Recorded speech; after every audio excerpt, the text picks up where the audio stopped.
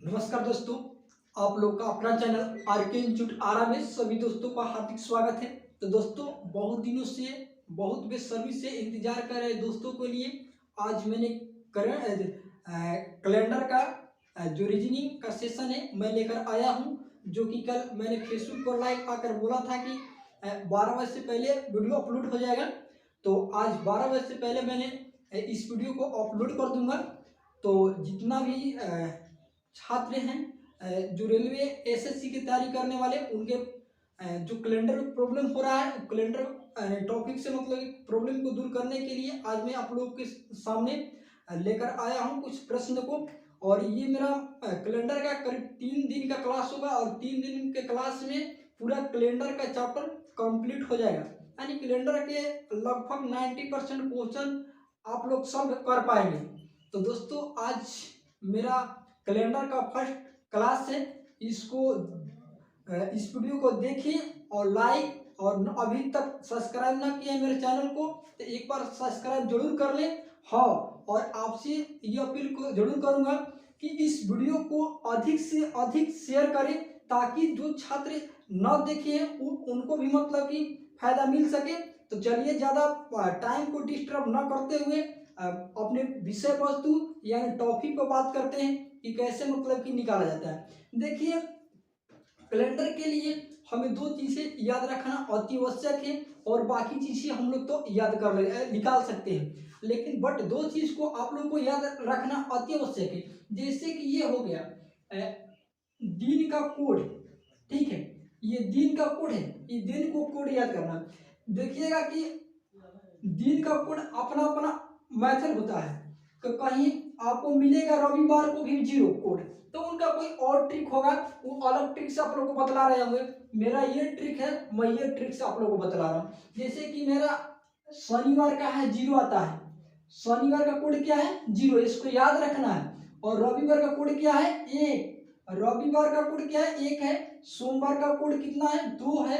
मंगलवार को कितना है 3 है। और बुधवार को कितना है तो बुधवार का 4 है। बृहस्पतिवार का कितना है तो बृहस्पतिवार का 5 है। और शुक्रवार का कितना है तो शुक्रवार का 6। ये जो कोड है इसको शताब्दी कोड बोलते हैं। इसको क्या बोलते हैं तो शताब्दी कोड, शताब्दी कोड बोलते हैं, ठीक है। तो शताब्दी कोड क्या होता है कि शताब्दी कोड निकल जाता है। जैसे कि मान लीजिए कि 1600 का कितना है 6 है। और 1700 का कितना है 4 है। 1800 का कितना है 2 है। 1900 का कितना है तो 1900 का 0 है। तो 2000 का कितना होगा तो 2000 का कैसे निकालेंगे तो 2000 में क्या करेंगे कि 400 से भाग देंगे। कितना से भाग देंगे तो 400 से भाग देंगे। दिए 400 से भाग दिए, ये कट गया, यहाँ कितना बटा 5×4 = 20। यानी कहने का मतलब कि जो पूर्णतः कट गया और शेषफल कुछ ना बचा, यानी शेषफल जब 0 बचेगा तो जब शेषफल 0 बचेगा तो उसके लिए कोड कितना लेंगे तो 6। ये बात किस कोड का हो रहा है तो ये बात हो रहा है शताब्दी कोड के। आप लोग ध्यान देंगे, शताब्दी कोड में यदि 400 से भाग देंगे और भाग देने के बाद यदि शेषफल 0 बच जाए तो उसका लिए कोड क्या होता है तो उसके लिए कोड होता है 6। यदि आपको शताब्दी कोड में 400 से भाग देने के बाद यदि आपको बच जाता है शेषफल 100, यानी जब 100 शेषफल बच जाएगा तो इसके लिए इसका कोड क्या होता है तो 100 के लिए 4 मान लिया जाता है। जैसे कि 1700 का है, 1700 में क्या करेंगे कि 400 से भाग देंगे तो 4×4 = 16, यानी बचेगा कितना 100 शेषफल बचेगा तो 100 के लिए कितना हो जाएगा तो 100 के लिए हो जाएगा आपका 4 कोड। आप लोग ध्यान देंगे 100 के लिए कितना होगा 400 होगा।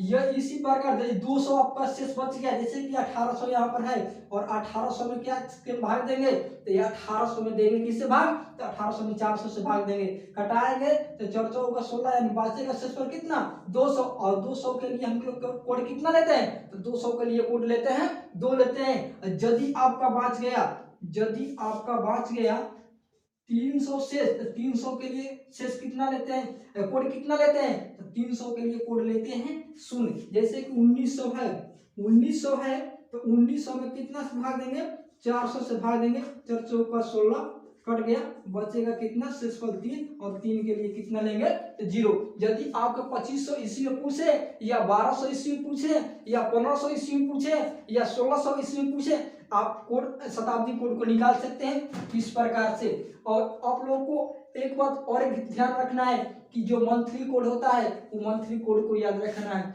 जब तक आप दिन का कोड और शताब्दी का कोड ना जानेंगे और मंथली का कोड ना जानेंगे तो आप कैलेंडर को नहीं सीख सकते हैं। इसलिए आपसे कि आप शताब्दी कोड, माह कोड और दिन का कोड है जो आप लोग अवश्य याद रखें। जैसे कि यहाँ पर मैंने लिखा है कि जनवरी का कोड कितना होता है, तो जनवरी का कोड 1 होता है। फरवरी का कोड कितना होता है, फरवरी का कोड 4 होता है। मार्च का कितना होता है, 4 होता है। अप्रैल का कितना होता है, 2 होता है। और मई का 2 है। और जून का कितना है, 5 है। जुलाई का 0 है। और अगस्त का 3 है। सितंबर का 6 है। अक्टूबर का 1 है। नवंबर का 4 है। और दिसंबर का 6 है। इसको याद कैसे रखें, तो इसको याद करेंगे ऐसे 144 025, 144 025 036 और 146, कितना, 146। और देखिए ये चेंजिंग होता है जब लीप वर्ष रहता है, तो ये साधारण वर्ष के लिए है। ये क्या है, ये सिंपल ईयर के लिए है। सिंपल ईयर के लिए है क्या है कि लीप वर्ष के लिए। लीप वर्ष में कोई चेंज नहीं होता है, बट लीप वर्ष जब रहता है तो जनवरी का कोड 0 हो जाता है और फरवरी का कोड 3 हो जाता है। कितना हो जाता है, तो फरवरी का कोड 3 में बदल जाएगा और जनवरी का कोड कितना रह जाएगा, तो जनवरी का कोड 1 से 0 में बदल जाएगा।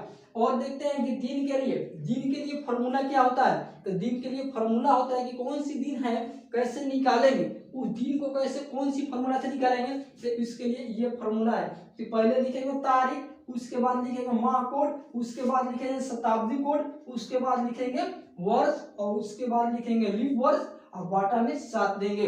7 से भाग देने के बाद जो पूर्णतः विभक्त हो जाएगी, यानी जितना शेष बचेगा उसी को दिन का कोड माना जाता है। जितना भी आप 7 से भाग दीजिए और जितना शेष बचेगा वही दिन का क्या होगा, तो कोड होगा। जैसे कि आप लोगों को एग्जांपल के साथ मैं बतला रहा हूँ। 1 मिनट इसको क्लीन कर लेने दीजिए। क्लीन करने के बाद आप लोगों को बता दूं, सबसे पहले यह भी बात बता दूं कि ये भी पूछता है कि साधारण वर्ष में विषम दिनों की संख्या कितनी होती है और लीप वर्ष में विषम दिनों की संख्या कितनी होती है। तो आप लोगों को ये भी बता दूं कि कुछ करना नहीं है विषम दिनों की संख्या निकालने के लिए, केवल साधारण वर्ष में बोलेगा तो 365 में क्या करेंगे, इस 7 से भाग दे देंगे, भाग देकर कटाएंगे तो 7 बचेगा, कितना बचेगा, 35। और यहाँ 1 है, यहाँ पर 5, यहाँ कट गया तो फिर 7 दूनी का 14, शेष बचा कितना, 1 और ये कट गया। तो यही क्या होता है, तो यही विषम दिन होता है। इसको नोट कीजिए आप लोग, विषम दिन होता है। यानी साधारण वर्ष में क्या है, साधारण वर्ष में विषम दिनों की संख्या बराबर 1, ठीक है, इसको याद कीजिएगा। ऐसे ही जब लीप वर्ष पूछेगा कि लीप ईयर में विषम दिनों की संख्या कितनी होती है, तो यहाँ पर केवल 66 दिन हो जाता है। और जब 66 दिन हो जाएगा तो इसी प्रकार इसमें भाग देंगे तो यहाँ पर 16 होगा, घट कर आ जाएगा कितना, तो 2 आ जाएगा। तो लीप वर्ष में, यानी लीप वर्ष में विषम दिनों की संख्या बराबर 2 हो जाएगा। इसको आप लोग नोट कीजिए, क्वेश्चन आता है इस प्रकार के, और इसको मतलब कि याद रखना है या निकालने के लिए ऐसे निकालेंगे। और आप लोग को बतला दें, इसको मिटा देते हैं, आप लोग नोट कर लिए होंगे, नहीं तो स्क्रीनशॉट लीजिए। चलिए